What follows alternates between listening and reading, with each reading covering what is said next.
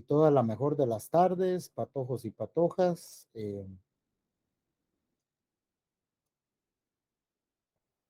Sean bienvenidos una vez más a este su curso de Derecho Procesal Penal.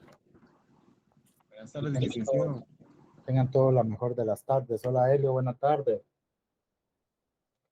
Tengan todo la mejor de las tardes. Espero. Buenas tardes. Gracias, gracias. Espero que me los hayan tratado bien la semana pasada, patojos, que no pude estar con ustedes, hombre. Tuve unos compromisos ahí de trabajo y se me dificultó a última hora. Dígame, Benjamín, ¿me iba a decir algo? Ay. Buenas tardes. No, sí, bien, Lick, todos nos trataron muy bien. Ah, va.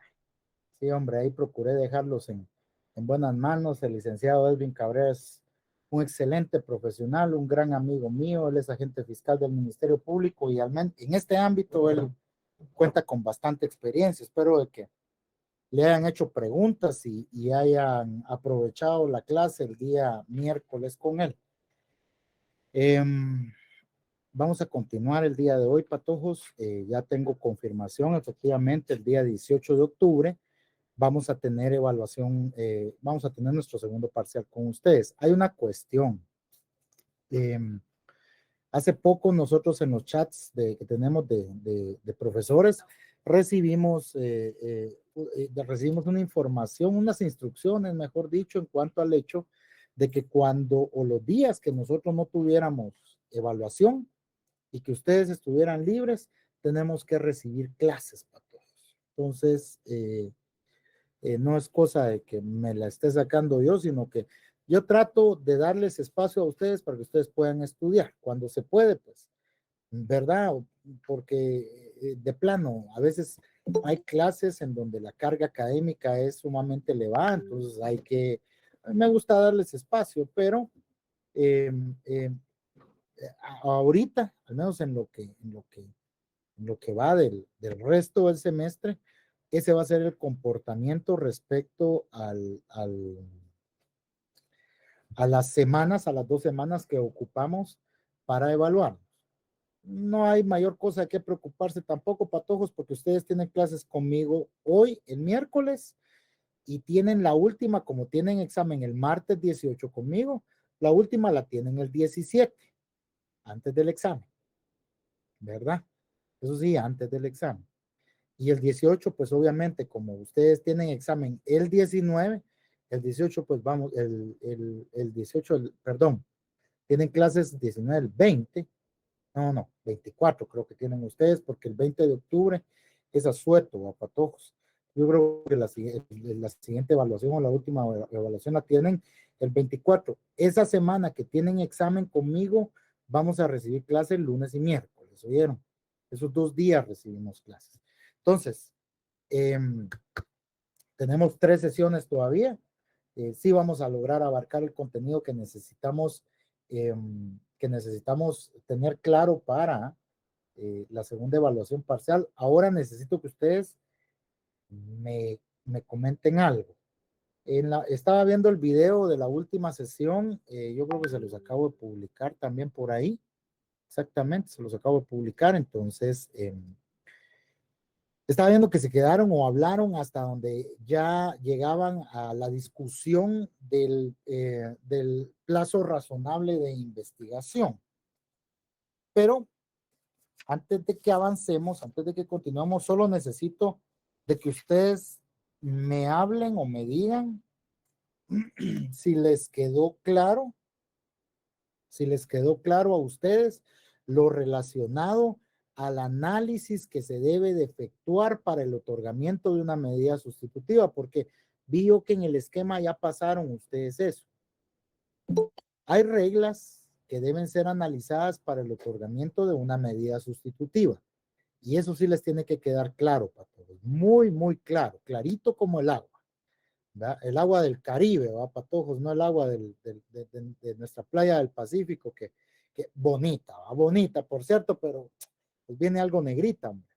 Pero es por la arena, no es por otra cosa, es por la arena, ¿va? Entonces, eso sí les tiene que quedar claro, patojos. ¿Sí lo tienen claro? Les pregunto yo, ¿sí los tienen claro? Sí les quedó claro con lo que ustedes vieron, es decir, ustedes saben deben de tener conocimiento, que en el caso en materia penal o en materia procesal penal, la regla es la libertad al momento de resolver la situación jurídica de una persona. La regla es la libertad. O sea, cuando se resuelve, se aplica una medida de coerción como la prisión preventiva dentro de un proceso penal, debe de ser al último, a patojos, es decir, después de haber analizado la viabilidad de otorgar una medida sustitutiva. Pero para el otorgamiento de una medida sustitutiva, existen ciertas reglas que deben ser observadas previo a determinar que sí se le da una medida sustitutiva o no se le da una medida sustitutiva a la persona. Es decir, si se deja que la persona afronte el proceso penal desde su casa o no se deja que la persona afronte el proceso penal desde su casa y se le manda allá al preventivo de la zona 18. ¿Tienen ustedes claras cuáles son las reglas que hay que analizar, patojos?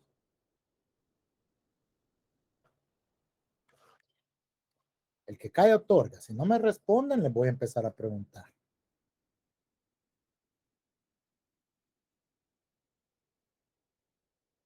Solo necesito que me respondan, patojos. O sea, no necesito de que me las expliquen, no les voy a preguntar tampoco, pero necesito saber si ese apartado del esquema ustedes lo tienen claro. Si no, lo platicamos ahorita. ¿Por qué no lo podemos volver a platicar, licenciado? Disculpe. Vaya, no hay ningún problema. Si estamos en eso, patojos, están, gracias Jacqueline, claro que sí. Si estamos en eso, patojos, a ver, alguien más que hable también. Sí, Lick, si lo podemos volver a platicar, estaría bien. Va. Sí, por favor, Lick. Va, ahí está. Así me gusta, miren, patojos, sí. Aquí no estamos peleando, hombre, si somos amigos. Entonces, miren, pues, patojos. Sí, Lick, retomemos ahí el tema un poco. Va. Es que eso sí, yo necesito de que ustedes lo tengan. Yo me extiendo en esa clase porque eso regularmente yo les doy, me extiendo un poquito. En ese tema yo me extiendo un poquito. Miren, pues, patojos. Dentro del protocolo para el desarrollo de las audiencias de declaración de sindicado contenido en el artículo 82 del Código Procesal Penal, encontramos en el numeral quinto que indica que el juez concederá nuevamente la palabra al fiscal y al defensor para que demuestren y argumenten sobre la necesidad de medidas de coerción, debiendo el juez resolver en forma inmediata. Bueno, entonces miren pues, mis estimados, estimadas estudiantes. El artículo 14 del Código Procesal Penal en su segundo párrafo o en su segundo o su tercer párrafo dice que las únicas medidas de coerción posibles son las que el propio Código Procesal Penal autoriza. Entonces, no puede crearse una medida de coerción y aplicársele a alguna persona. No se puede.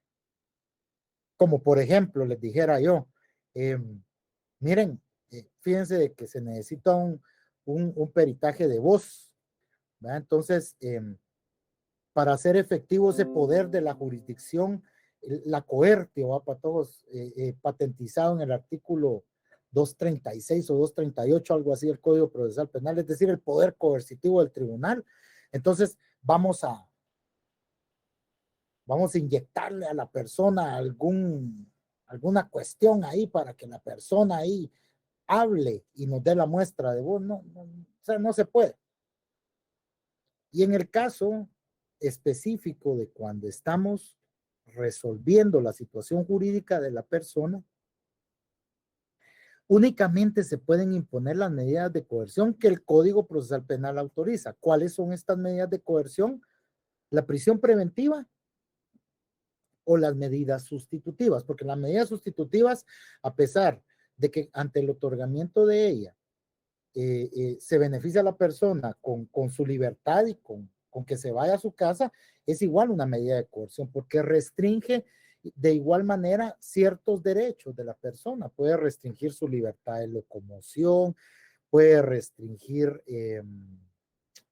la libertad de acción, de poderse comunicar con determinadas personas o asistir a determinados lugares. Entonces, Es una medida de coerción de todas maneras, pero es menos grave que la prisión preventiva. Entonces, aquí vamos por partes y vamos en orden. Miren, pues, para todos. Cuando hablamos o cuando decimos de que la libertad es la regla, debe de estar contenido en algún pasaje de nuestra ley.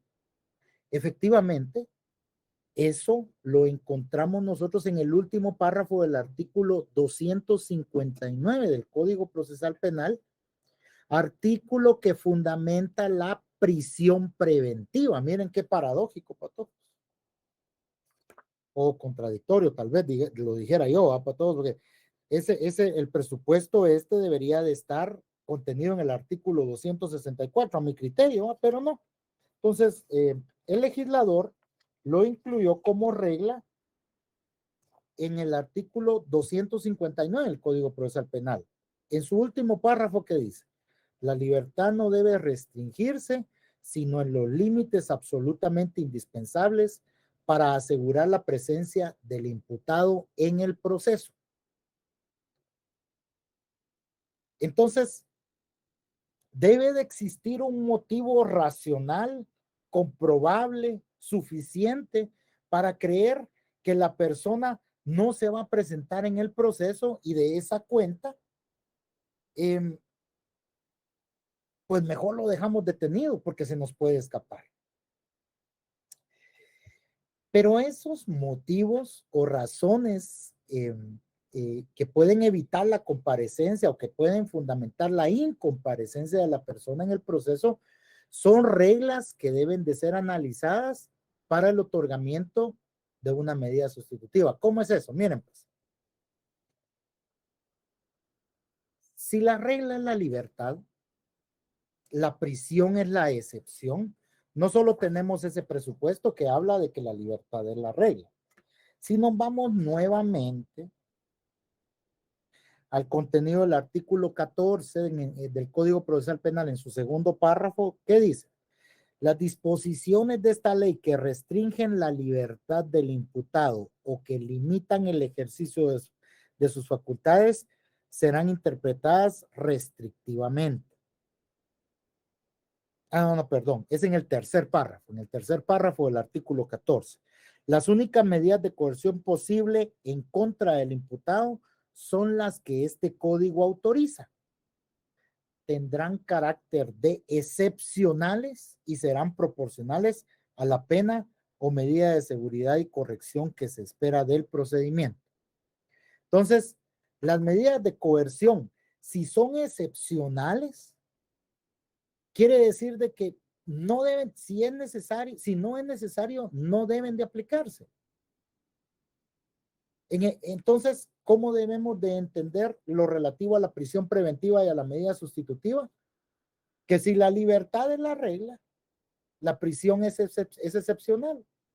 Entonces, si a la persona se le puede conceder su libertad, vamos a darle su libertad. ¿Verdad? Y si no, si de plano ya no se puede, después del análisis de 3 reglas que vamos a ver ahorita, si ya no se puede, entonces lo dejamos detenido. Después de que ya se le ligó a él a proceso, entonces lo dejamos detenido. ¿Cuáles son esas reglas que deben ser analizadas para determinar la procedencia de la aplicación de una medida sustitutiva?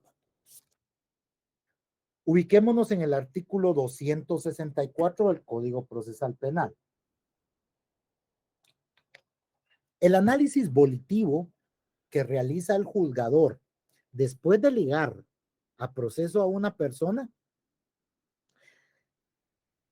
en cuanto a que ya llega el momento de determinar la aplicación de una medida de coerción, es el siguiente.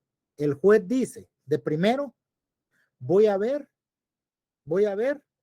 si el delito por el cual fue procesada la persona no está exento de la aplicación de medida sustitutiva. En segundo lugar, voy a ver si no hay peligro de fuga. En tercer lugar, voy a ver si no hay peligro de obstaculización a la averiguación de la verdad. Si el delito no está exento de la 264, Dalina, Artículo 264 del Código Procesal Penal. Si el delito no está exento de la aplicación de 264, no 265, 264. Si el delito no está exento de la aplicación de medida sustitutiva, si no hay peligro de fuga y no hay peligro de obstaculización a la averiguación de la verdad, ¿qué pasa? Se le da medida sustitutiva a la persona. Pero si el delito está exento de la aplicación de medida sustitutiva, o si hay peligro de fuga, o si hay peligro de obstaculización a la averiguación de la verdad, no se le da medida sustitutiva a la persona y se va detenida. ¿Por qué? Porque el delito está exento de la aplicación de medida sustitutiva, porque hay peligro de fuga, porque hay peligro de obstaculización a la averiguación de la verdad. Ahora bien, teniendo ese esquema muy general, ¿cómo es la cuestión? ¿Qué delitos están exentos de la aplicación de medida sustitutiva? ¿O cómo es eso? Un delito exento de la aplicación de medida sustitutiva. En el artículo 264 del Código Procesal Penal, después del numeral séptimo, vamos a ver, 1, 2, el tercer párrafo después del numeral 7, establece lo siguiente, miren pues jóvenes. No podrá concederse ninguna de las medidas sustitutivas enumeradas anteriormente en procesos instruidos en contra de reincidentes o delincuentes habituales. ¿Cómo sabemos cuando una persona es reincidente o delincuente habitual, Pato? ¿Cómo sabemos ¿Es detenido por el mismo delito, Oli? Ah, va, pero muy bien, ¿Que es Josué. detenido por el mismo delito? Hay un registro en el tribunal, licenciado. Antecedentes penales, Lick. Ajá. Los antecedentes, ¿alguien más? Habitual es que que ingrese otra vez o sea procesado por el mismo delito o por uno diferente. Va. Ahorita vamos a ver antes de que se me olvide. Josué, con usted tengo pendiente lo del primer parcial, ¿va? Sí, Lick. Hoy se viene temprano. Ah, va. Yo ahorita, después de las 7 de la noche, tengo parcial en 10º semestre. Le voy a hacer su examen parcial el día miércoles, ¿eh? Le voy a hacer el extemporáneo el día miércoles. Ya no se lo voy a hacer a nadie más. Nadie más que me vaya a andar pidiendo extemporáneo porque ya, o sea, no puedo estar todo el tiempo examinando. Voy a hacer una excepción con usted, yo, José, porque no lo quiero dejar sin nota. Gracias, Lick. A las 7 de la noche usted se queda conmigo. Nos pasamos a Zoom, yo le voy a dar un vínculo, me recuerda, por favor, y le voy a hacer su extemporáneo. Va, no lo voy a dejar sin nota, ¿veo? Bueno, entonces veamos, patojos. Muy bien, por ahí me dijeron antecedentes, que no he estado preso, pero ustedes siempre, patojos, tengan en mente el principio de legalidad, patojos. O sea, todo tiene que estar en la ley. Si no está en la ley, ¿cómo lo podemos entender? Porque aquí, sí, la analogía, la interpretación analógica y la interpretación extensiva están permitidas siempre y cuando se favorezca la libertad de la persona, pero ya ustedes tienen que formar una idea. Pero en el caso de la reincidencia y la habitualidad, la ley define qué es eso. La ley nos dice a nosotros a quién se tiene que tener por reincidente y a quién se tiene que tener por delincuente habitual. Si vemos los numerales 23 y 24 del artículo 27 del Código Penal, dentro de las circunstancias agravantes que pueden ser aplicadas a una persona por este tipo de delitos, o por cualquier delito, mejor dicho, ahí está definido qué es o cómo se puede entender a una persona como reincidente o bien como delincuente habitual. Eso ustedes ya lo estudiaron en Derecho Penal 1, así es que no vamos a profundizar en eso. Entonces, no se le puede otorgar medida sustitutiva. Esa es la primera regla que se analiza, ¿va, patojos? Si el delito está o no exento de la aplicación de medida sustitutiva. No se le puede otorgar medida sustitutiva ¿a quién? Al delincuente, a los reincidentes o al delincuente habitual. Luego, ¿Qué dice el artículo? O por delitos de homicidio doloso. Miren, jóvenes, como les digo, vuelvo al principio de legalidad, va, patojos. Si ustedes buscan en el Código Penal, ¿en dónde está la definición de homicidio doloso? O dentro de la parte especial del Código Penal, que, o sea, la figura del homicidio doloso no está. No está. Nosotros sabemos qué es el dolo. Nosotros sabemos cuándo un delito es doloso. Sí sabemos cuándo un delito es doloso. Pero el Código Penal, a partir de su artículo 123, establece lo relacionado a los delitos contra la vida y la integridad de las personas. Y habla del homicidio simple, de los homicidios calificados, del aborto, de la agresión, bueno, de la agresión, disparo de arma de fuego, pero esos pues ya sí son delitos contra la vida, contra la integridad de las personas, son la agresión y disparo de arma de fuego, y ahí es contra la integridad. El aborto inclusive es un delito contra la vida. Pero, y leen el articulado a partir del artículo 123 y sus artículos subsiguientes y no van a encontrar un homicidio doloso. Es decir, yo no lo entiendo, o sea, no, para mí es un presupuesto que no está puesto, o sea, que no, yo no nunca lo he tenido como puesto ahí, por el hecho de que la ley debe de ser clara, va, patojos. Para su correcta interpretación, la ley debe ser clara. Y yo, como les digo, en el Código Penal, yo no he encontrado algo que diga homicidio doloso es el que comete aquel que diera muerte a otra persona bajo determinadas circunstancias. O sea, no. Pero bueno, algunas son falencias de la propia ley, va, patojos, pero que no impide que uno siga desarrollando su estudio. Homicidio doloso. Pero, por ejemplo, por asesinatos, por parricidios, por violaciones agravadas, por violaciones calificadas, por violaciones de menores de 12 años de edad, por plagio o secuestro en todas sus formas, por sabotaje, robo agravado, o al reincidente de los delitos de portación ilegal de arma de fuego de uso civil y o deportiva. No sé por qué fue que lo pusieron ahí. Si antes, al inicio del artículo, si ustedes se dieron cuenta, habla al delincuente, al reincidente, por cualquier delito en términos generales. No sé por qué lo pusieron específicamente ahí, pero bueno, ahí está. Al reincidente por el delito de portación ilegal de arma de fuego o de tenencia o portación de arma de fuego con número de registro alterado o borrado no legalmente marcada por la DIGECAM o por cualquier delito contenido en la ley contra la narcoactividad, no se puede otorgar el beneficio de medida sustitutiva. Entonces, si la persona está siendo procesada por posesión para el consumo, no se le puede dar medida. Comercio, tráfico de almacenamiento ilícito, no se le puede dar medida. Tránsito internacional, no se le puede dar medida. Plagio o secuestro, no se le puede dar medida. Violación agravada, no se le puede dar medida. Asesinato, no se le puede dar medida. Parricidio, no se le puede dar medida. Leyes especiales contemplan también esa excepcionalidad. En el caso de la ley contra el femicidio y otras formas de violencia contra la mujer, en su ley establece que en cuanto al delito de femicidio no se puede otorgar medida sustitutiva también. Algunas leyes especiales en su contenido contemplan esa prohibición, ¿verdad, patojos?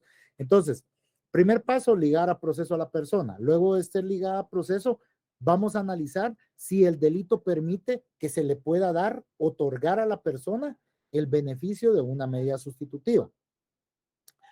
Se le liga a proceso por extorsión, sí se le puede dar medida sustitutiva. Se le liga a la persona por negación de asistencia económica, se le puede dar medida sustitutiva. Estafa propia, se le puede dar medida sustitutiva. Encubrimiento propio o impropio, se le puede dar medida sustitutiva.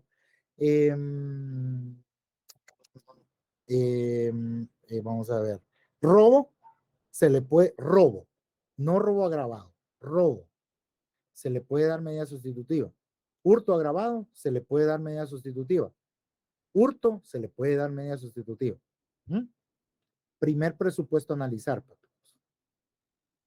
Se mide la gravedad del delito defraudación tributaria, contrabando, todos esos, resistencia a la acción fiscalizadora, también se les puede dar medida sustitutiva. ¿Se mide la gravedad del delito? No. No. Se mide la gravedad del comportamiento de la persona, que son las próximas dos reglas que vamos a analizar. Pero la gravedad del delito no. La cuestión es que la ley no prohíba otorgar la medida sustitutiva por el delito por el cual está siendo procesada la persona. Eso sí es fundamental. Entonces, ante la prohibición en el otorgamiento de medida sustitutiva, ¿qué se hace? Si la persona está ligada por robo agravado, ¿qué se va a hacer entonces? ¿Qué se va a hacer, Pato? ¿Se le dicta prisión preventiva, licenciado? Muy bien, María Alfonso. Correcto. Se le dicta prisión preventiva. Ante la concurrencia, ante el escenario en el cual nos vemos frente a una persona que está ligada por cualquiera de estos delitos o por cualquier delito que en una ley especial establezca la prohibición del otorgamiento de medida sustitutiva, no se le da medida. No se le da medida, papá. Ahora bien, vamos a ponernos en el escenario de que sí, la persona está siendo ligada por lavado de dinero u otros activos. Vamos a la gravedad del delito, ¿va? Voy a poner un delito más o menos grave ahí. Grave atendiendo, porque nosotros entendemos de que el delito es grave cuando la pena a imponer supera los 5 años de prisión. Ese es un delito grave. Así es como nosotros tenemos que entender la gravedad de un delito. Delitos menos graves, delitos graves o delitos de mayor riesgo. De eso ya lo hablamos. Acuerdo 29-2011 de la Corte Suprema de Justicia que establece la clasificación de los delitos en nuestro ordenamiento penal vigente. Va. Entonces, hablemos de un delito grave, hablemos de un delito de lavado de dinero o asociación ilícita. No están incluidos en el catálogo. Se les puede dar medida sustitutiva. Entonces, ya superamos la primera regla. No está exento del otorgamiento de medida sustitutiva. Ya superamos la primera regla. Vamos con la segunda.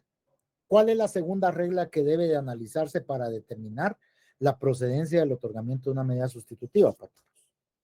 ¿Cuál es esa segunda regla? Ajá, dígame. Peligro de fuga, licenciado. Muy bien, Robin, muy bien, muy bien. Y la tercera, peligro de obstaculización a la averiguación de la verdad. Peligro de fuga, ¿cómo determina uno cuáles son esos parámetros que deben de observarse para establecer si efectivamente en el caso concreto y acorde al comportamiento de la persona hay peligro de fuga? El artículo 262 nos dice cuáles son esos parámetros. De igual manera, el artículo 263 nos indica cuáles son los parámetros que pueden ser observados para determinar la existencia o no del peligro.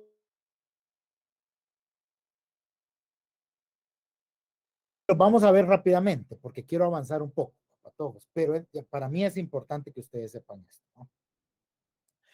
¿Cómo se mide el peligro de fuga? ¿Cómo se mide si hay peligro de fuga? En primer lugar, o cómo, mejor dicho, ¿cómo desvanecemos ese peligro de fuga?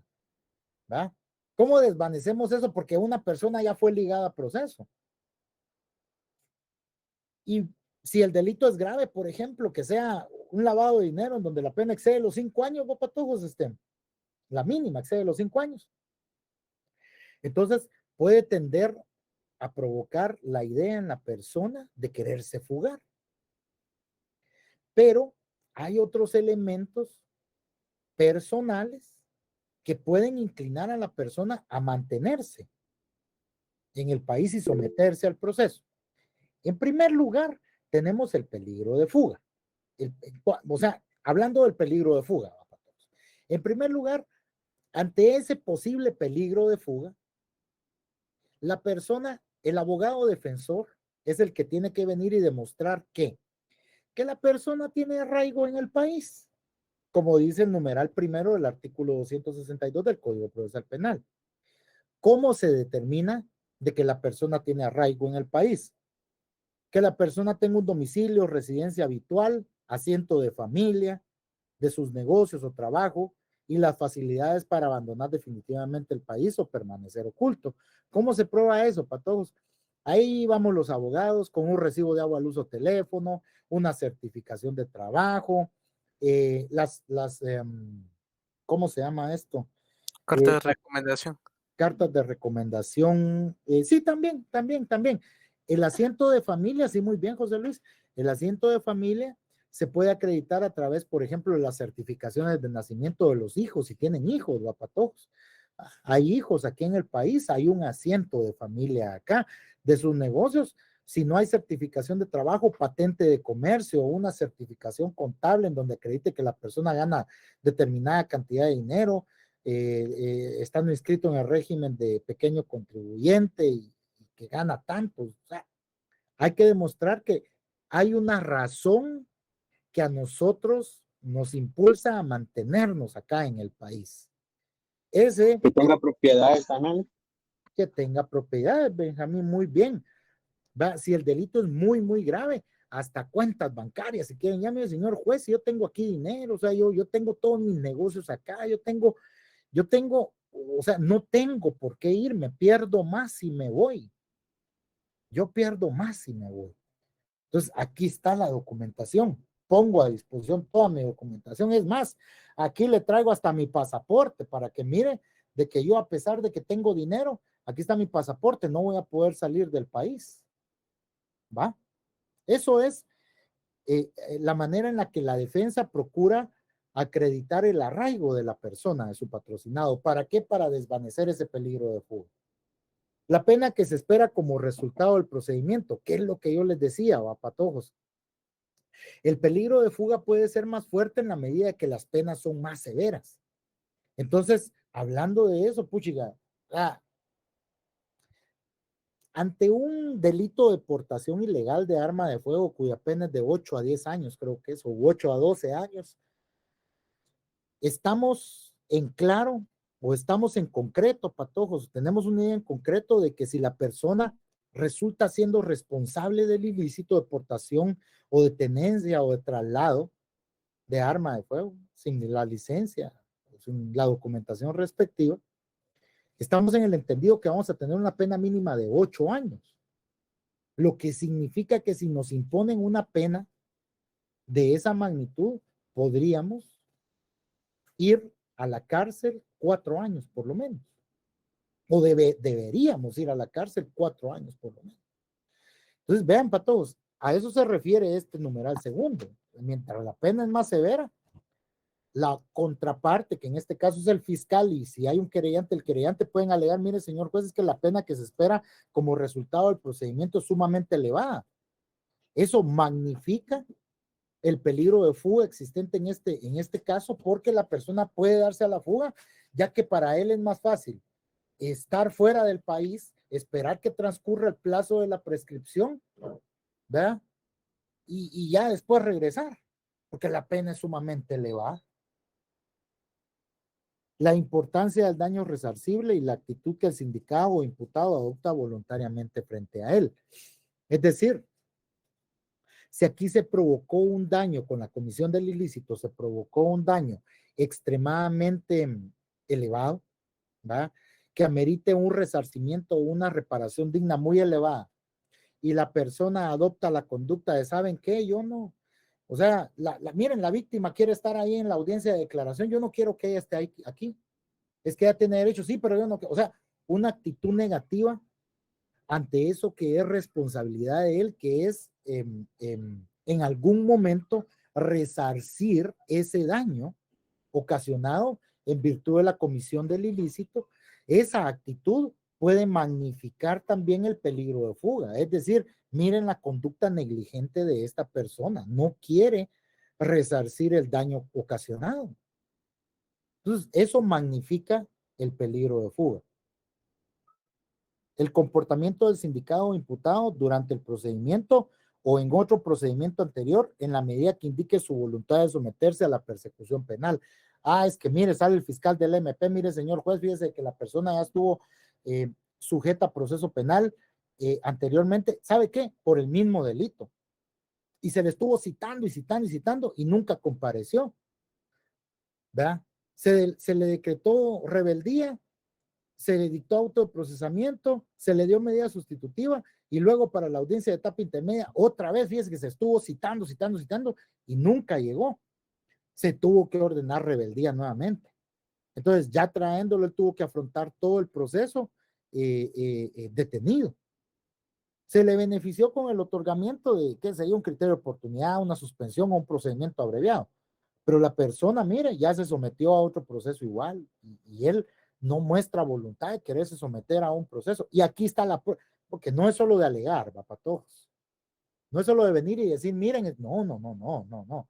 El fiscal, si él alega ese extremo frente al juez, es porque tiene como probar. Igual, la defensa, si alega de que la persona ha mostrado una actitud contraria a la que el fiscal está alegando, es porque al menos el comportamiento de la persona ha dado cuenta de que él ha mostrado su interés de acercarse a las personas, a arreglar, a tratar de pagarles por el daño ocasionado, o a él lo citaron y a la primera citación él ahí estaba y yo no me voy a desaparecer y yo tengo voluntad de someterme al proceso. Entonces, el presupuesto final para determinar la existencia o no de un peligro de fuga es la conducta anterior del imputado. Regularmente esa se acredita a través de la presentación de antecedentes penales o policiales, va para todos, en la práctica sí se ha hecho. Entonces, esos son los presupuestos que deben de ser analizados por parte del juez, siempre y cuando se los alegue, por ejemplo, el Ministerio Público, ¿va? Que él lo esté instando, ¿va? O los puede analizar de oficio. Si quiere hacer si quiere dictar una resolución, pero al 100, va, patojos. Entonces, se analizan esos presupuestos y ante la falta de concurrencia de alguno de ellos, ¿qué se hace? Se saca de la jugada el peligro de fuga como peligro procesal para el no otorgamiento de una medida sustitutiva. Decimos, bueno, aquí no hay peligro de fuga. Yo ya analicé cada uno de los presupuestos y no hay peligro de fuga. Entonces, vámonos al siguiente. Vámonos a analizar el peligro de obstaculización a la averiguación de la verdad contenido en el artículo 263 del Código Procesal Penal. Y para decidir acerca de este peligro, ¿verdad? Se tienen que tener en cuenta especialmente las siguientes circunstancias, ¿verdad? Que, por ejemplo, el imputado o se tenga la grave sospecha de que el imputado podría destruir, modificar, ocultar, suprimir o falsificar elementos de prueba. Que el imputado pueda influir para que coimputados, testigos o peritos informen falsamente o se comporten de manera desleal o reticente. O bien que el imputado pueda inducir a otros a realizar tales comportamientos. Entonces, miren pues para todos.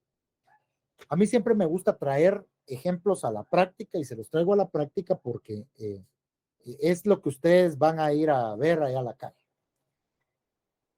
Ya les acabo de hacer mención de la gran amistad que yo tengo con el licenciado Edwin Cabrera. Él es un fiscal, muy buen fiscal. Por cierto, yo he tenido la oportunidad de ver su trabajo, el desarrollo de su trabajo. Es un muy buen fiscal, una persona muy objetiva y como yo siempre les he dicho, patrones, no todo es malo, no todo es malo. En todas las instituciones hay elementos muy buenos, hay elementos buenos y hay elementos malos. Y por ahí hay elementos muy malos también, en todas las instituciones. Organismo judicial, Ministerio Público, Policía Nacional Civil, INACIF, en todos lados.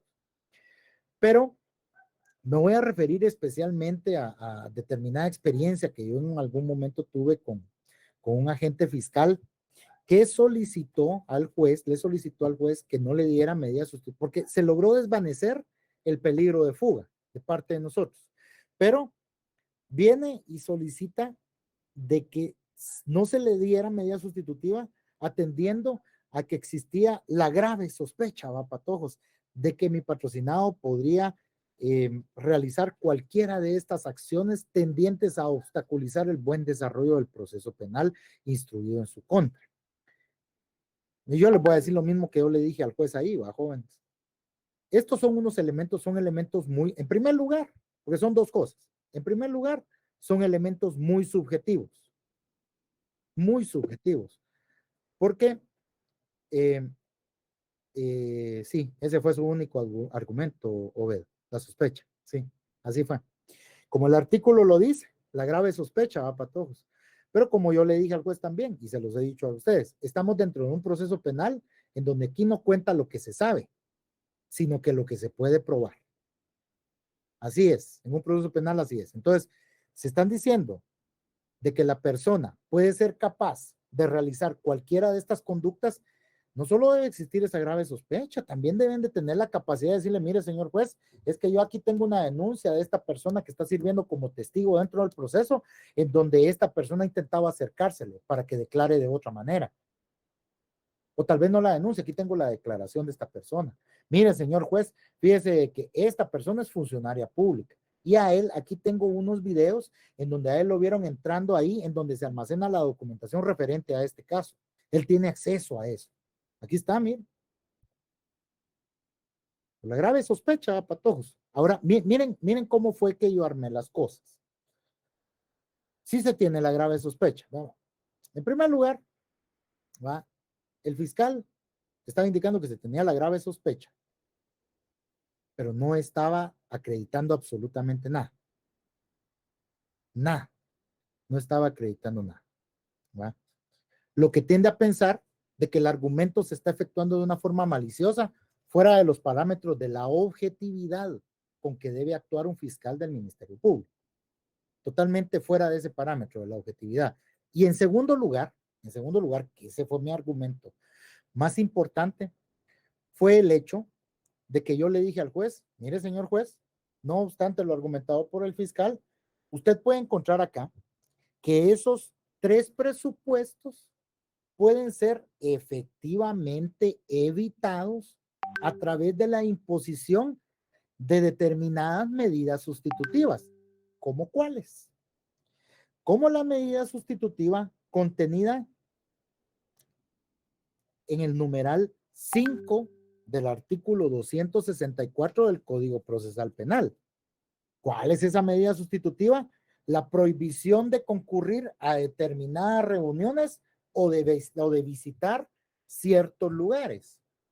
Esa medida sustitutiva, aunada a la contenida en el numeral 6 del mismo artículo, el artículo 264, que consiste en la prohibición de comunicarse con personas determinadas, siempre que no se afecte el derecho de defensa, con esas mismas medidas sustitutivas se puede evitar este peligro de fuga.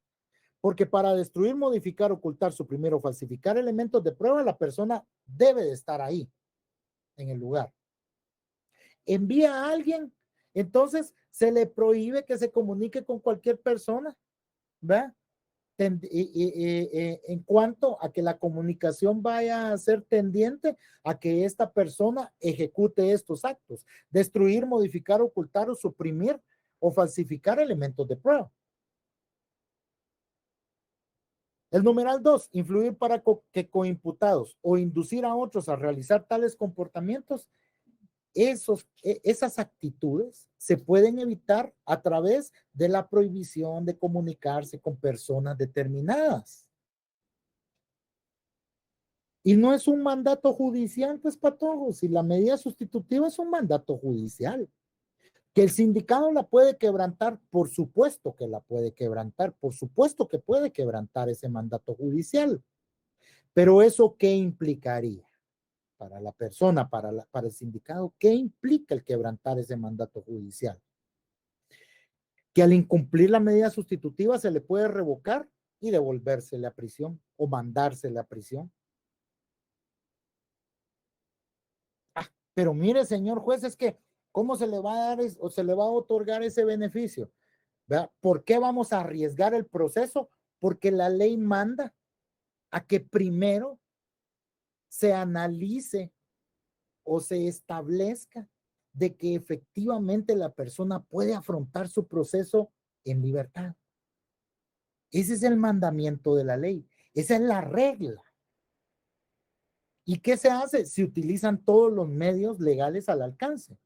Los propios peligros procesales pueden ser desvanecidos a través de la aplicación de una medida sustitutiva. Pero es que lo que pasa es que, mire, pero es que él puede actuar de una manera desleal o reticente.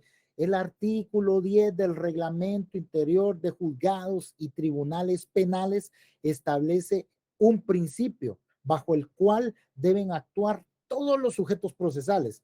Se llama el principio de lealtad procesal. La propia ley da los mecanismos para no llegar a esa medida tan grave como lo es la prisión preventiva, para no llegar hasta allá.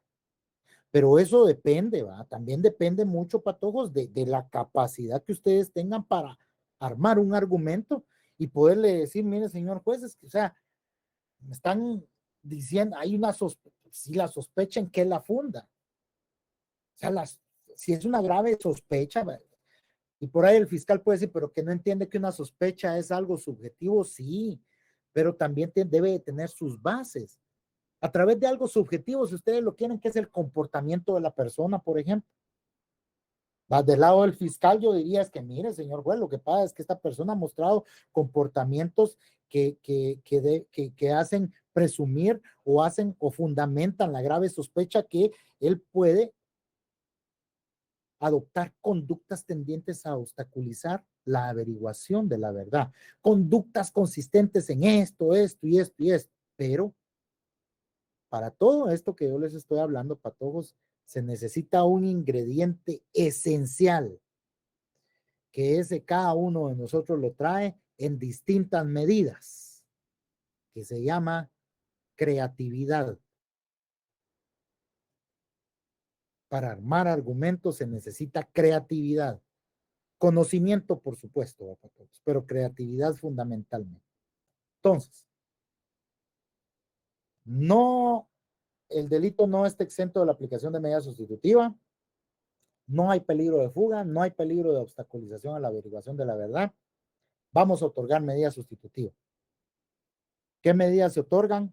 Las contempladas o enumeradas o señaladas, mejor dicho, del numeral 1 al 7 del artículo 264 del Código Procesal Penal. Cualquiera de esas medidas.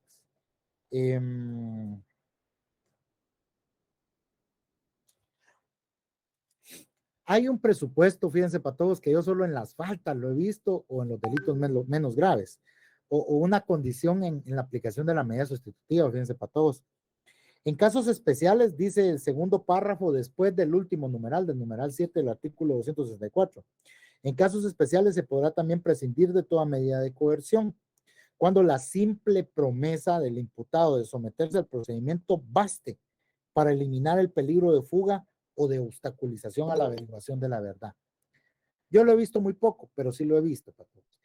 Eso debería de ser una práctica sana en nuestro medio, al menos en los delitos menos graves por regla general. No imponer una medida sustitutiva, sino que la simple promesa de la persona. ¿Por qué? Porque así a nosotros nos estamos tratando como una sociedad civilizada entre nosotros mismos, para todos, que entendemos que nos debemos de someter a proceso penal cuando se nos llama. Si se nos llama a nosotros, debemos de someternos al proceso penal. Porque esas son las condiciones para poder vivir en sociedad. Eso es parte del pacto social, patojos. Eso es parte de nuestro pacto social.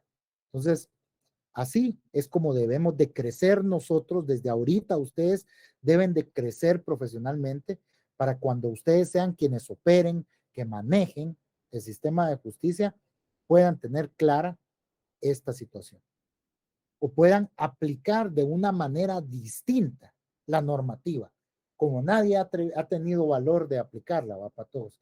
Es que se me puede fugar, dicen los jueces, que se fugue, que se vaya, se declara rebelde y ahí está la persona con una orden de detención provisional encima y el arraigo. Y cuando se le agarra, cuando se le captura nuevamente, ya no se le da medida.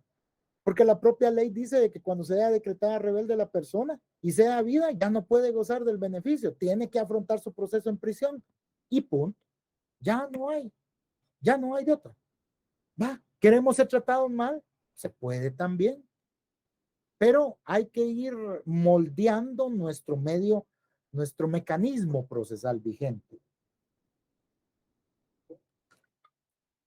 Ante la imposibilidad de otorgar medida sustitutiva, se procede tal y como el artículo 259 lo establece.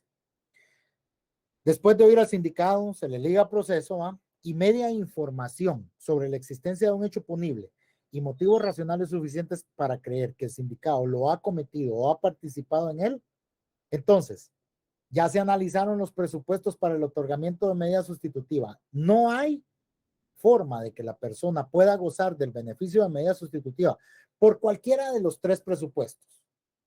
¿Da? La exención, ¿va? El delito no goza de medida sustitutiva, no goza del beneficio para podérsele aplicar el beneficio de la medida sustitutiva. Hay peligro de fuga o hay peligro de obstaculización a la averiguación de la verdad, no se le puede otorgar. Vamos y analizamos si existe ese hecho punible y motivos racionales suficientes para creer que el sindicado lo ha cometido o participado en él. Obviamente ya se le ligó a proceso, va para todos. Es porque habían motivos para creer que la persona pudo haber tenido participación en el hecho. Entonces, se le va a motivar prisión, porque es necesario lograr la presencia de la persona en el proceso, ¿va?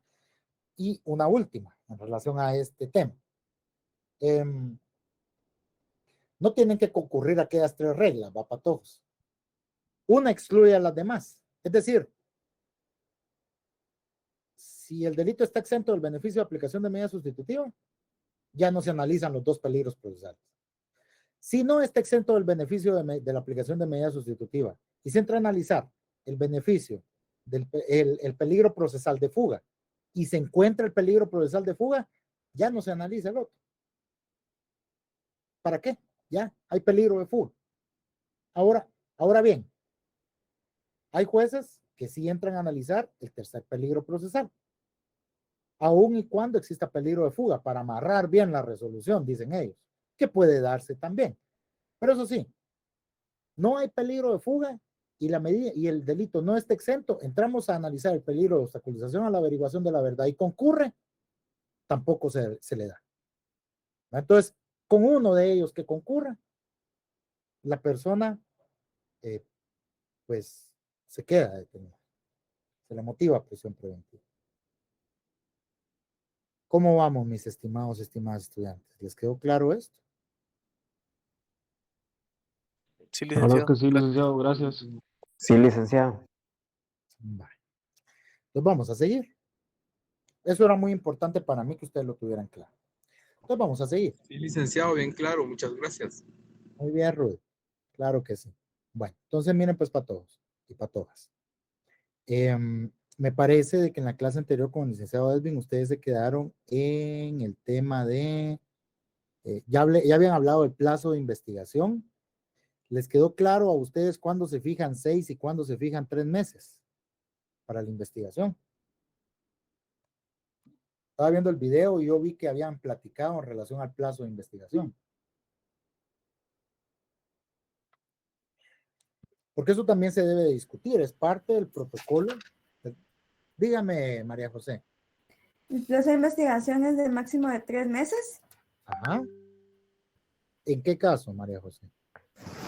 Me auto de prisión preventiva, Que licenciado. haya prisión preventiva. Ah, bueno. ¿Y hay otro plazo de investigación, uno distinto o no? ¿O 6 es meses. 6 meses. ¿En qué caso? Que haya habido Medida medida sustitutiva. sustitutiva. Muy bien para los tres que me respondieron, María José, Robin y Eric. Efectivamente, 3 y 6 meses, dependiendo de la medida de coerción que haya sido dictada. Máximo de 3 en el caso de prisión preventiva y un máximo de 6 en el caso de medida sustitutiva. Esos plazos siempre se extienden. De una vez se los digo. Y no vamos a entrar a analizar esa situación acá, pero sí quiero de que ustedes por su parte me lean el artículo 2 y me lo analicen bien. El artículo 268 del Código Procesal Penal que habla de la cesación del encarcelamiento. Porque da a entender de que aun y cuando el periodo, realmente esos 3 y 6 meses no son dados, por ejemplo, en el caso de la prisión preventiva para tener detenida a la persona ahí. No, ese plazo es dado. Ese plazo es dado porque muchas veces se confunde, ¿va? Para todos que dicen, no, es que solo 3 meses, así es a veces, como a veces se ha entendido. Entonces, es que solo 3 meses tiene que estar detenida la persona y de ahí tiene que, no tiene que salir, no. La persona puede hasta pasar 1 año detenida en lo que se sustancia el proceso. Ahí es donde me lo van a leer en el 268 del procesal penal. Y se amplía el plazo, yo creo que si no estoy mal, 3 meses más en el caso en el que se haya dictado sentencia dentro del año de prisión. Sí, cuando su duración exceda de 1 año, pero si se hubiera dictado sentencia condenatoria pendiente de recurso, podrá durar 3 meses más. Es decir, la persona puede estar ahí detenida, para todos. Esos plazos que se dan 3 y 6 meses son para que el Ministerio Público proceda a realizar su función, a promover la persecución penal pública, a ejercitar la acción penal, a investigar. 3 y 6 meses para investigar. No es para que la persona esté detenida, es para investigar. Son plazos máximos para la realización de la investigación por parte del Ministerio Público. Entonces, dentro del protocolo de la audiencia o cómo se desarrolla la audiencia, efectivamente, el numeral 6 del artículo 82 establece de que se debe discutir lo relacionado a un plazo razonable para desarrollar la investigación. Dentro de esos rangos, ¿va, patojos? Porque el decir un máximo de 3 meses y un máximo de 6 meses, eso es lo que la ley establece. Puede ser, si la persona queda detenida, que el juez dé 1, 2 o hasta 3 meses para investigar. Igual en el caso en el que queda en libertad, puede otorgar el juez 1, 2, 3, 4, 5 o 6 o hasta 6 meses para que el MP investigue. Pero eso es variable, o sea, no es una regla que sean 3 o 6 meses, no. Puede fijarse distinto plazo atendiendo a la necesidad que el Ministerio Público le externe al juez de contar con determinado plazo para realizar ciertos actos de investigación. Es que esta es una investigación muy compleja, señor juez. O no, aquí no hay mucho que investigar.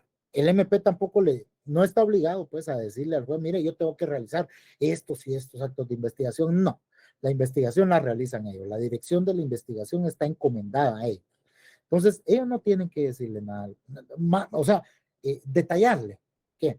Pero sí le tienen que explicar al juez, es que es razonable que usted me dé a mí 4 de los 6 meses que establece la ley como máximo, porque fíjese, señor juez, que aquí la investigación tiene cierto grado de complejidad, además es necesario solicitar informes a tal y tal y tal lugar, y eso lleva cierto tiempo. Entonces, de no contar con ese plazo, puede ser que la investigación no logre complementarse. Ya la defensa, por su parte, puede ser que se adhiera a lo que pide el MP o que pide un plazo menor para todos. Lo que sí es interesante acá, lo que deben de tomar en cuenta ustedes, es el hecho que después de fijado ese plazo de 3 o 6 meses, 3 o 6 meses, entonces el juez tiene que venir y fijar, bueno, antes de entrar a eso, este plazo está establecido, estos plazos están establecidos dentro del contenido del artículo 324 bis del Código Procesal Penal. ¿Vieron? Ahí es donde ustedes encuentran el fundamento legal de los plazos per se. El artículo 323 les habla de la duración de la investigación, pero se refiere únicamente a cuando la persona ha sido ligada a procesos y se le ha decretado la prisión preventiva, porque habla de un plazo de 3 meses. Entonces, pero sí tiene un presupuesto muy importante el artículo 323, que dice que el procedimiento preparatorio deberá concluir lo antes posible, procediéndose con la celeridad que el caso amerita. Es decir, principio de celeridad contenido en este artículo, patojos. Eso sí es importante. No necesariamente debe de cumplirse el término que le señalaron para que él practicara la investigación. Si el fiscal tuviera antes los medios para formular un requerimiento o un acto conclusivo objetivo, y él dijera, bueno, voy a acusar, voy a sobreseer, voy a clausurar, voy a pedir acusar, voy a pedir sobreseer, voy a pedir clausurar, entonces podría presentar su acto conclusivo antes, aunque, porque el acto conclusivo marca la finalización de la etapa de investigación, ¿verdad? Entonces, vamos a ver, Samuel, adelante. Licenciado, y el artículo 323 dice, en cuanto a la oración, dice que deberá practicarse dentro de un plazo de 3 meses. Ahora bien, esto no estipula también que no sea mayor, o sea, no dice, no, como en otros casos que dice en un plazo no mayor de 3 meses. Entonces, esto también no deja como abierta la puerta que dure más y pueda como, pues, manosearse, por así decirse, ¿verdad? Este plazo. No, Samuel, no, es que aquí debemos nosotros de tratar de hacer una interpretación integral de la norma. Es decir, integrar algunos otros aspectos de la propia norma para establecer, por eso les decía yo, qué es lo interesante de esta norma. Lo interesante de esta norma no es lo relacionado al plazo, porque ya entendiendo, conforme el artículo 324 bis nosotros, que los plazos máximos de la investigación son de 3 y de 6 meses, dependiendo si la persona está libre o se le otorgó medida sustitutiva, entonces nosotros ya entendemos de que hay otro plazo distinto al de 3 meses señalado en el 323, y acá se refiere en el 323 a cuando la persona está en prisión preventiva. Pero que lo interesante de este artículo, es que nos da la pauta para que el proceso o la etapa de investigación, ¿verdad?, pueda finalizar antes. Eso es lo interesante de ese artículo, ¿verdad? Porque como le digo, dígame. Sí, entonces, en este caso lo que se toma en cuenta prácticamente es que es la celeridad del caso. O sea, lo que se pretende no es tanto el fin del plazo de 3 meses, sino la celeridad para proceder en este procedimiento preparatorio, ¿verdad? Como lo explica este artículo. Exacto, muy bien, Samuel. Ok. Como les digo, miren, dígame, me va a hacer algo. No, muchas gracias, licenciado. Va. Sí. Entonces, miren pues, acá no es que nosotros tomemos pedacitos de la ley que a nosotros nos conviene, ¿verdad? Tenemos que tratar de hacer una interpretación acorde a los principios fundamentales del proceso penal. Eso es lo que nosotros tenemos que procurar a lo largo de lo que vayamos analizando. ¿De dónde me saco yo, por ejemplo, de que el acto conclusivo del fiscal es el que pone fin a la etapa de investigación o a la etapa preparatoria? El artículo 324 bis del Código Procesal Penal dice, en su primer párrafo, a los 3 meses de dictado el auto de prisión preventiva, si el Ministerio Público no ha planteado su solicitud de conclusión del procedimiento preparatorio, la ley a nosotros nos está diciendo que el Ministerio Público, al vencerse el plazo, no se está hablando de los 3 meses, pero realmente lo que va cuidando mucho la ley es el hecho de que la persona está detenida y que hay una fecha de presentación de acto conclusivo, como lo vamos a ver más adelante, y para realizar la etapa intermedia. Pero pudo haber sido de que se le dio 2 meses para investigar y el MP no presentó su acto conclusivo cuando le fue señalado. Pero la ley sí dice, entonces, usted no lo ha presentado, nosotros el juez lo va a emplazar para que usted lo presente.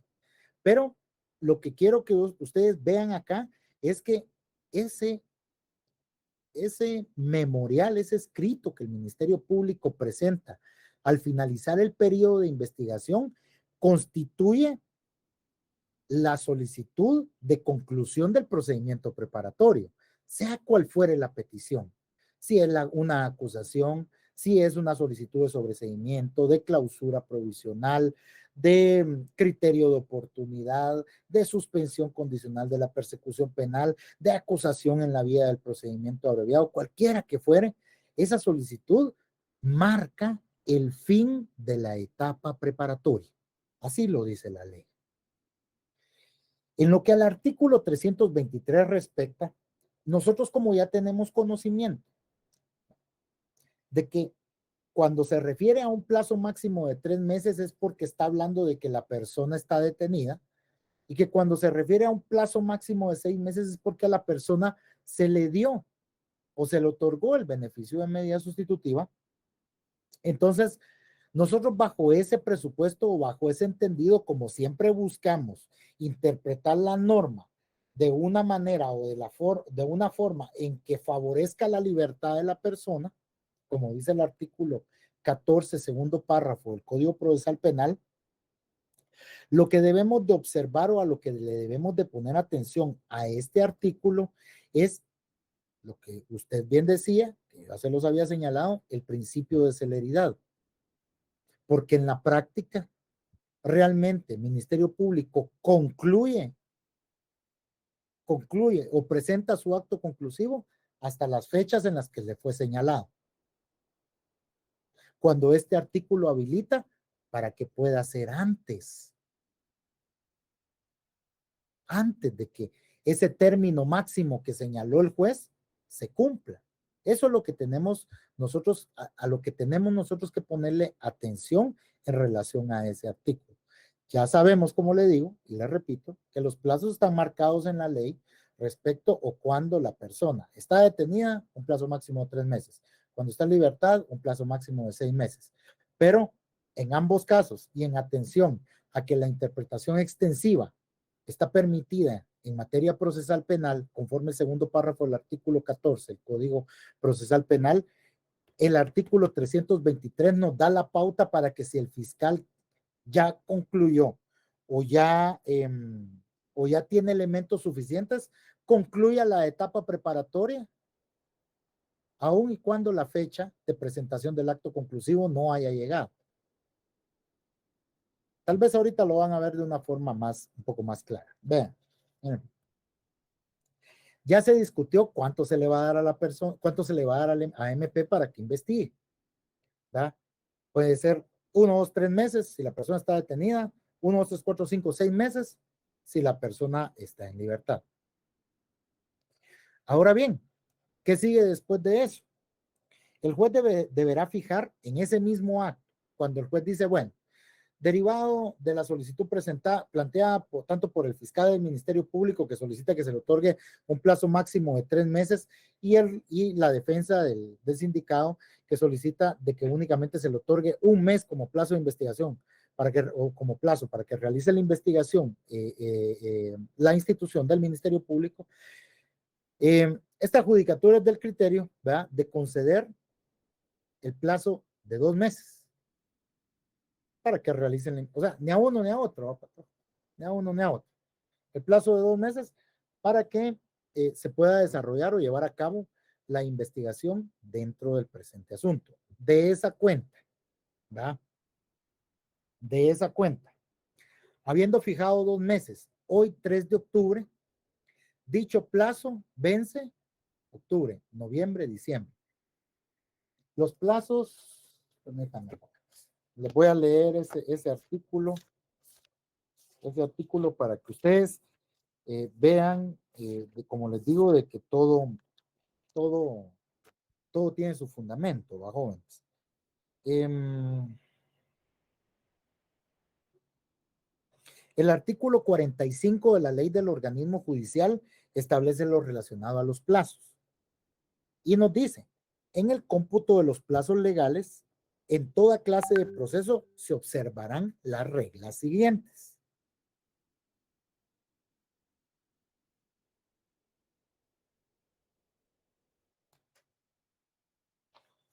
Ahorita vamos a ver.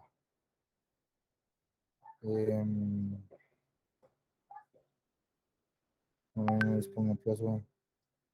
Todo plazo. Permítanme, lo voy a buscar aquí.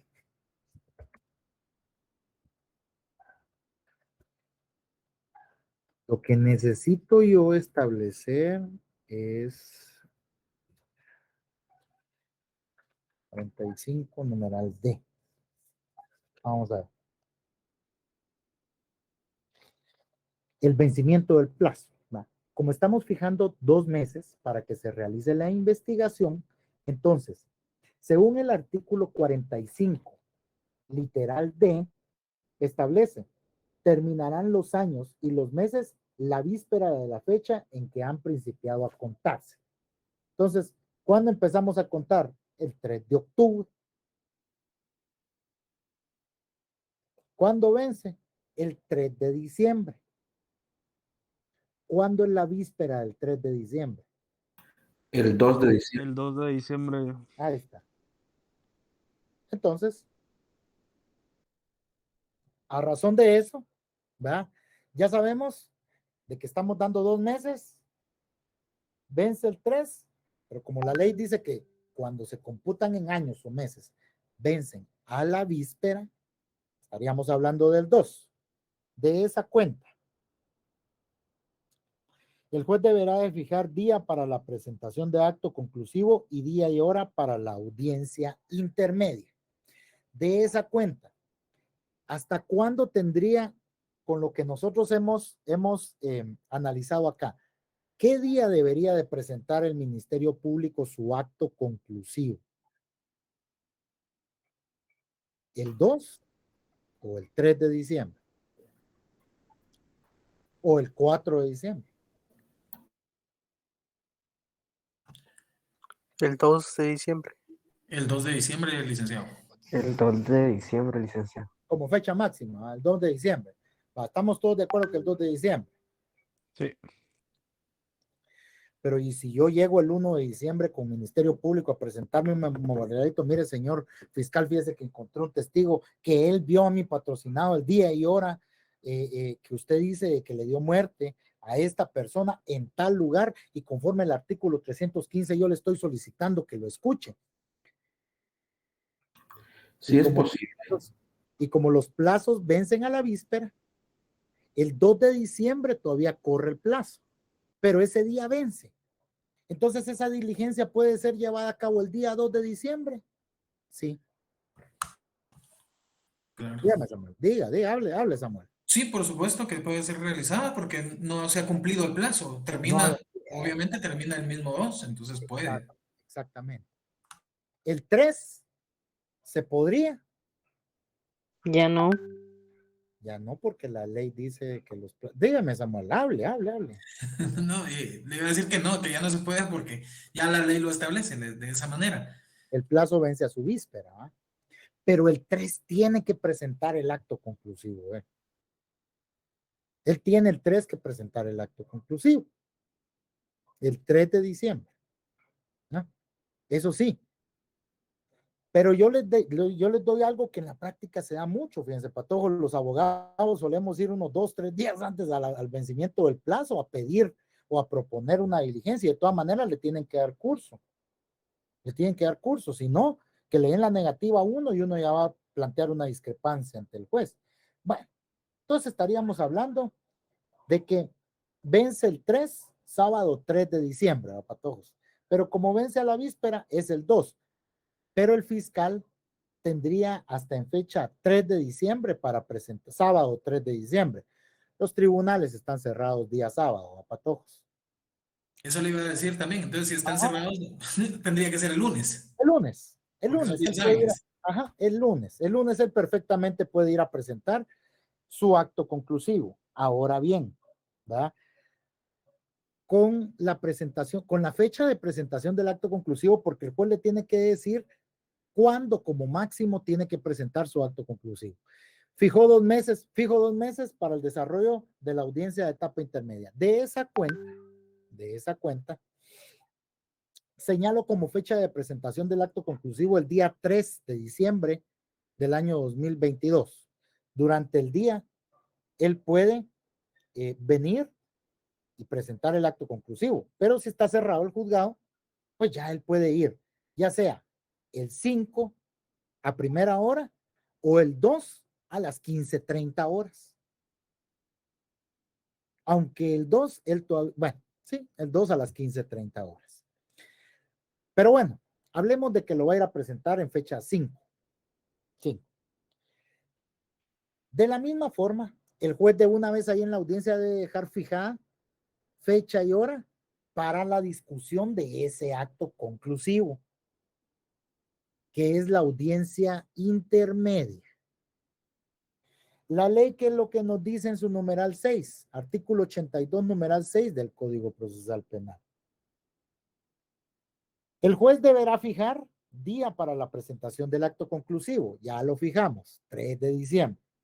Y día y hora para la audiencia intermedia. Pero ¿cómo se fija esa audiencia intermedia? Debe mediar un tiempo, o tiempo prudencial, porque las partes necesitan imponerse de ese acto conclusivo que el MP va a presentar. Aquí están los parámetros bajo los cuales la audiencia intermedia debe ser fijada por parte del juez en la audiencia de declaración, la cual deberá llevarse a cabo en un plazo no menor de 10 días ni mayor de 15 a partir de la fecha fijada para el acto conclusivo. ¿Cómo se hace este ejercicio entonces? El 3 se fijó para que el MP presentara el acto conclusivo.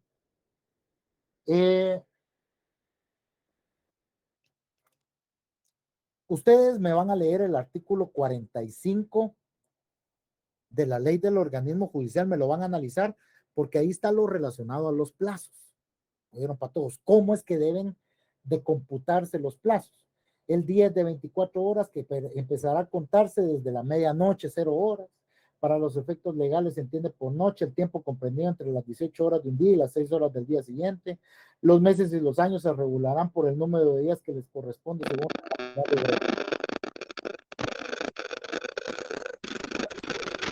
¿Nos iba a decir algo, Elías? Elías. ¿No? No. Bueno. No tenga pena. No tenga pena. En los plazos que se computen por días, dice la literal E del artículo 45 de la ley del organismo judicial, no se incluirán los días inhábiles.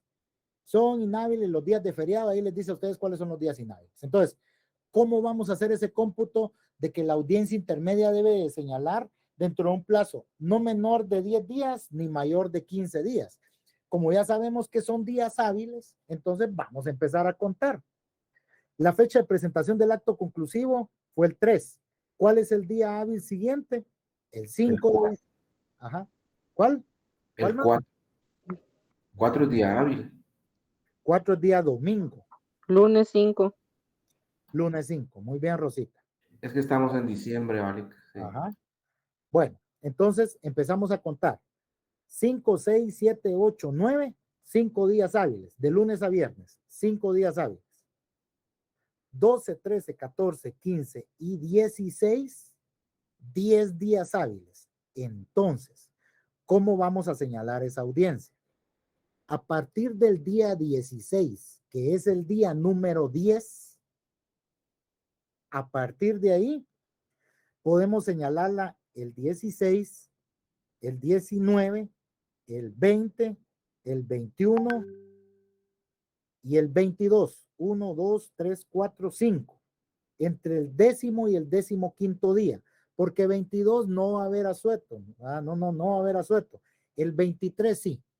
Porque el del 24 lo van a correr para el 23 y el del 25 lo van a correr para el 26. Entonces, si hubiera caído el 15º día, el día 23, viernes 23, ese día lo corren. El Pacto Colectivo de Condiciones de Trabajo del organismo judicial establece eso y lo corre. Si hubiera caído el día 23, no nos vamos hasta el lunes 26 porque también el asueto del 25 lo corren para el 26. Nos vamos y son días inhábiles. ¿Ah? Nos vamos para el día 27 de diciembre. Si ese 15º día nos hubiera caído en fecha 23 y si el juez hubiera querido señalar la audiencia en esa fecha, porque la hubiera podido señalar cualquiera de los días anteriores, siempre y cuando hubieran estado comprendidos esos días entre el 10º y el 15º día. Entonces, si ustedes se dan cuenta, a partir de la fecha de presentación del acto conclusivo hasta la efectiva celebración de la audiencia, tenemos prácticamente unas 2 o 3 semanas para estudiar y analizar ese acto conclusivo que debe presentar Ministerio Público, ¿verdad? Entonces, no sé si hasta ahí vamos claros, mis estimados y estimadas estudiantes. ¿O tienen dudas? Si tienen dudas, pregunten. Licenciado, yo solo para ver si lo tengo claro. Yo tenía entendido que cuando se hablaba por plazo, no se cuentan días hábiles. Y cuando se habla de términos, ahí sí se cuentan días inhábiles. Así era. Es por eso, José Luis, que yo les estoy pidiendo que estudien el contenido del artículo 45 de la ley del organismo judicial. Acá a nosotros nos habla de cómo se deben de computar los plazos en materia judicial. Y aquí esto aplica para civil, para penal, para administrativo, para laboral, para lo que usted quiera. Para lo que usted quiera, para lo que usted quiera. Para eso aplica esto. Entonces, si la ley a nosotros nos dice cómo tenemos que computar un plazo, no sé en qué clase les enseñaron lo relacionado a plazo o término. Aquí no aplica. En procesal en derecho civil, constitucional. En constitucional se los... No. Ah, bueno. Cuando se ponen amparos o Teoría del proceso. decisión personal. Muy bien, Eric. Gracias, Mario Alfonso. Muy bien, José Luis. Ahora ya me lo aclaro. Mire, pues. Sí, pues, no tengo una ley de amparo y exhibición personal y constitucionalidad. Vamos a ver si la encuentro aquí. Porque ahí habla de plazos también. Entonces, ley de amparo. Le voy a dar el artículo y le voy a explicar así rapidito para que usted no se me pierda, ¿no? Porque no quiero de que anden perdidos con esto. Son hábiles. Tiempos procesales para la primera. ¿No será el artículo 20? 5 de la ley de amparo, exhibición personal y constitucionalidad. Sí, aquí habla al respecto de esos. En cualesquiera procesos relativos a la justicia constitucional rigen los siguientes principios. Todos los días y horas son hábiles. Entonces, miren, pues, efectivamente, como dijo Mario Alfonso, en procesal civil y mercantil, fíjense que ahí se les explican algo relacionado a término y plazos. A José Luis, eso quiero que le quede claro, ¿yo? Pero no estamos en procesal civil y mercantil. Estamos en derecho procesal penal, en donde nos regimos por plazos establecidos en la ley del organismo judicial, artículo 45. Lo relacionado a su inquietud, ¿verdad? En cuanto a que si le hablaron de eso en derecho constitucional o en materia constitucional, ahí sí, mire, José Luis, todos los días y horas son hábiles. Defínalo como plazos, defínalo como, ¿cómo fue la otra palabra que utilizó? Como términos, ¿va? Entonces, defínalo como usted guste, pero allá los plazos, así lo entiendo yo también en materia constitucional, los plazos, allá en materia de plazos, todos los días y horas son hábiles. Me inclino más por pensar o por utilizar o acuñar la acepción término en materia procesal civil y mercantil. Me inclino más yo, porque sí me recuerdo yo, hay algo ahí que no voy a entrar también, porque cuando uno se empieza a mezclar materias, confunde, patojos. Y a mí me interesa que ustedes tengan claro a lo que en derecho procesal penal respecta. Y en este caso, José Luis, ¿verdad? En materia constitucional, usted debe de tener claro que en materia de plazos o en cuestión de plazos, todos los días y horas son hábiles en materia constitucional. En materia procesal civil y mercantil, sí hay una diferenciación entre plazos y términos. en materia procesal penal, nosotros hablamos de plazos, como la ley del organismo judicial lo establece. ¿Estamos claros, José Luis? Sí, licenciado. Gracias. Vale, claro que sí. Luis Fernando, por favor, adelante. Licenciado, buenas noches. Buenas noches. Tenía una duda con relación a lo de las medidas de sustitución, Ajá. pero no sé si puedo hacerle. Es que fíjese que la pregunta es, digamos, si al implicado en este caso se le otorga una medida de sustitución y él no cumple, entonces ya se le pone, ¿cómo se llama? Ya se le arresta al no cumplir. Por ejemplo, yo estaba leyendo aquí el 264, que dice acá que, por ejemplo,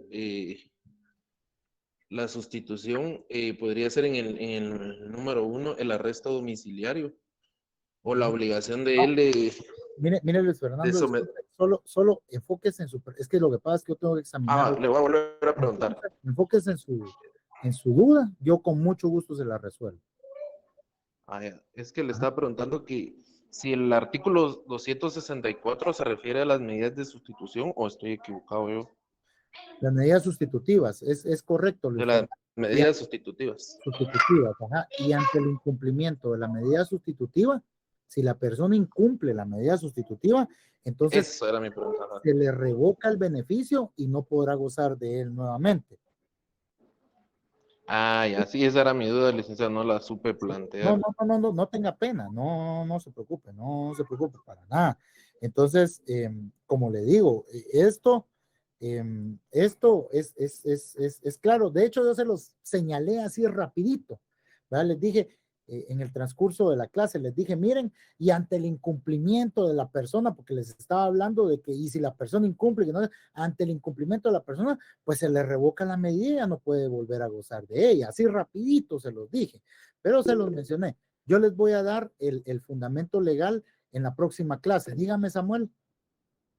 Licenciado, con respecto a la duda que hizo el compañero, tengo una observación.